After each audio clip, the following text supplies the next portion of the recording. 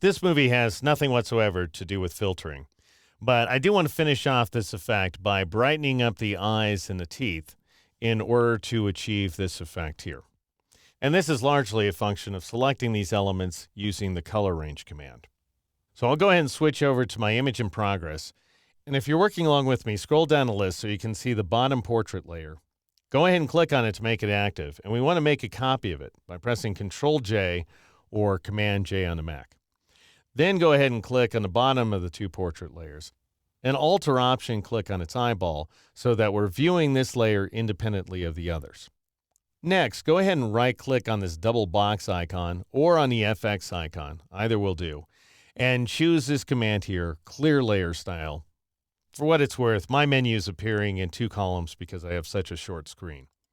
But regardless of the height of your screen, you'll end up with this effect here. Next, go up to the Select menu and choose the Color Range command. Set the fuzziness value to its default, which is 40. You want localized color clusters to be turned off.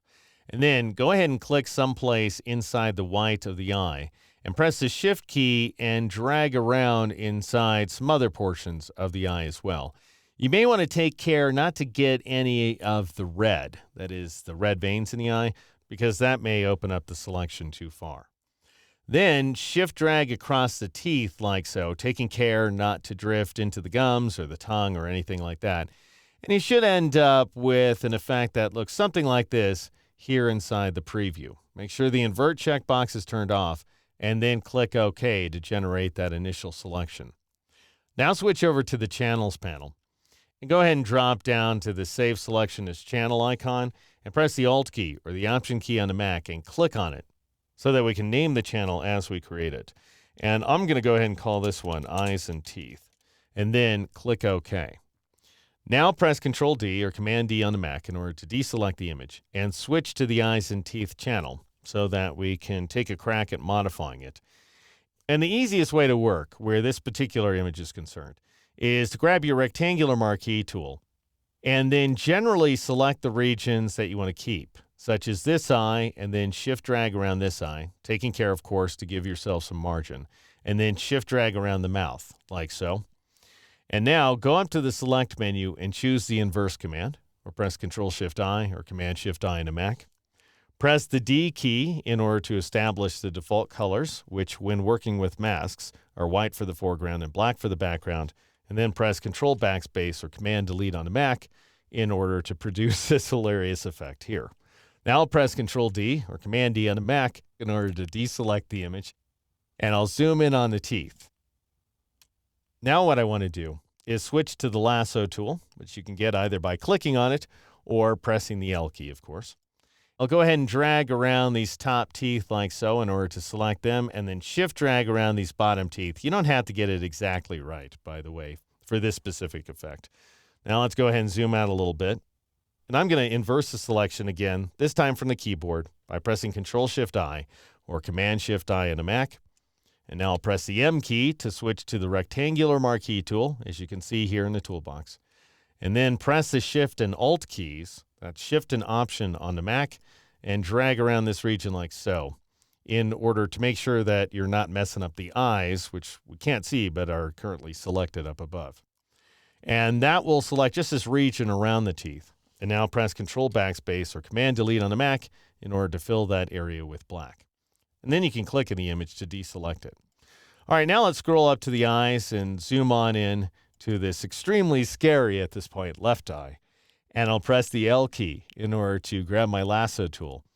And I'm going to press and hold the Alt key. That's the Option key on the Mac. And just click around here. You don't need to select this little thing right there, by the way. That's part of his flesh. Then go ahead and click all around the eye. We don't need this junk over there. We do need this stuff. And then you got to take a little bit of care underneath the eye. Just a little bit, though. Again, you don't have to make the world's best selection in order to select this region like so. Now, you may ask me, how do I know I don't need to select this stuff? And in particular, this thing right there. How do I know that's not part of the eye? Well, at any time, you can just switch back to the image and take a look at it and go, oh, yeah, that's something I do not need to select. And you can see that I've selected outside the eye, quite a bit actually, into the eyelid, but that doesn't matter because that region is already black inside of my mask. So I'll go ahead and switch back to my mask in progress. And then I'll press Control-Shift-I or Command-Shift-I on a Mac in order to reverse the selection. So the I is the one thing that's not selected at this point. Then I'll press the M key to switch to my rectangular marquee tool. I'll press and hold the Shift and Alt keys, that Shift and Option on the Mac, and drag around this region like so in order to limit my selection. And now I'll press Control-Backspace or Command-Delete on the Mac to fill that region with black. Let's grab that last horrifying eye. I'll go ahead and scroll over to it, press the L key in order to switch to the lasso tool, press and hold the Alt key or the Option key on the Mac, and click around the eye like so. This is non-eye over there, so you don't need to select it. This little thing right there is not eye either. It's some sort of eye liquid, so you don't have to really select it if you don't want it. It doesn't really matter. And then go ahead and click around like so.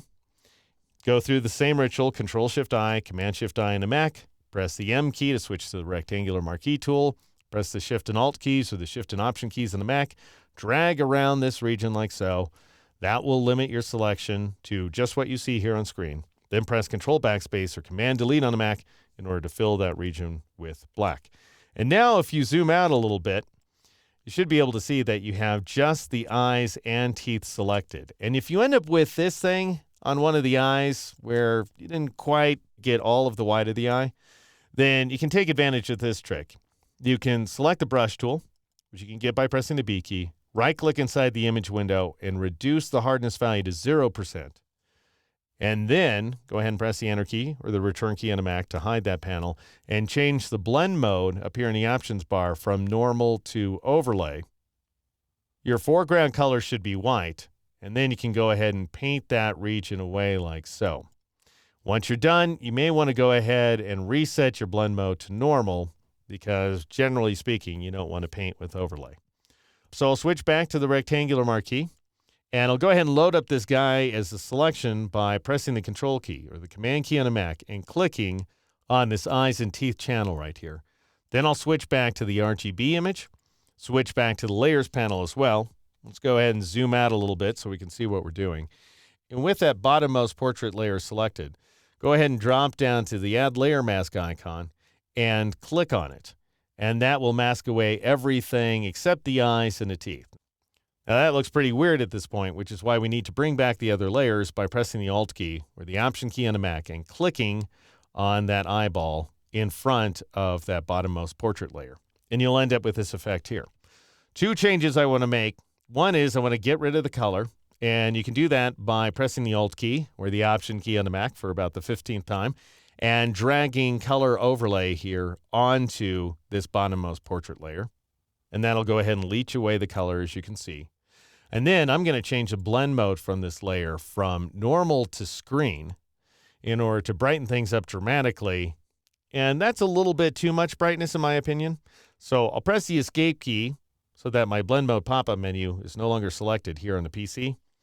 And then I'll press the 5 key to reduce the opacity of this layer to 50%. And we end up with this effect here. Now I'll press Shift F in order to switch to the full screen mode.